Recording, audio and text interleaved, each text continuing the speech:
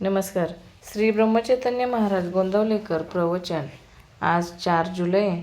देह हा देवाच्या प्राप्तीकरिता आहे.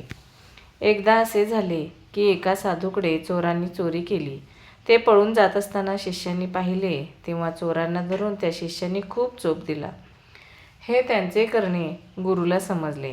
तेव्हा त्या चोरांना आणून गुरुने त्यांच्या अंगाला तेल वगैरे लावून स्नान घातले आणि त्यांना पंचपक्वान्नाचे भोजन दिले. हे असे काय करता म्हणून शिष्यांनी गुरुला विचारले. तेव्हा त्याने शिष्यांना सांगितले की तुम्ही तरी काय करता?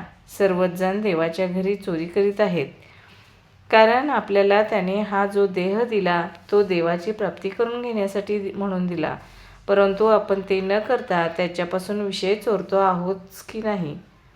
म्हणून विषयात आसक्ती न ठेवता आपण मनापासून देवाची भक्ती करावी. आपण सर्वांनी मी भगवंताकरिता आहे असे मनाने समजावे.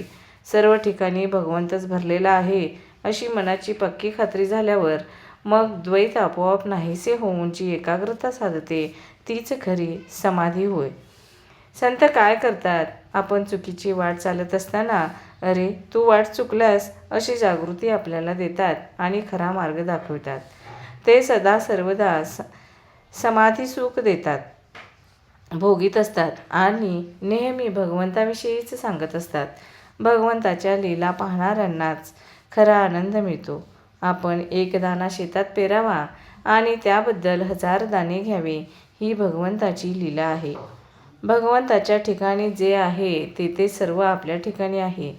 जसा मारुतीमध्ये देव अंश होता तसा तो आपल्यामध्येही आहे. त्याने तो फुलविला, आपण तो झाकून विझवून टाकला.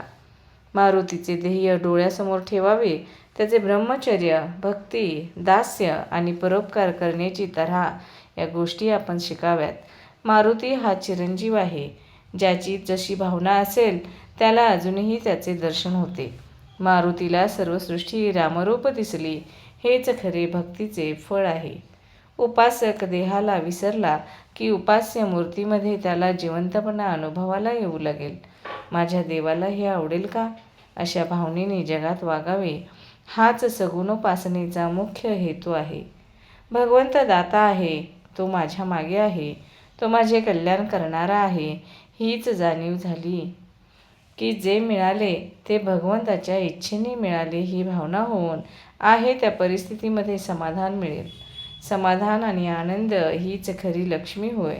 आपली वृत्ती अशी असावी की कुणाला आनंद पाहिजे असेल तर त्याने आपल्याकडे धाव घ्यावी.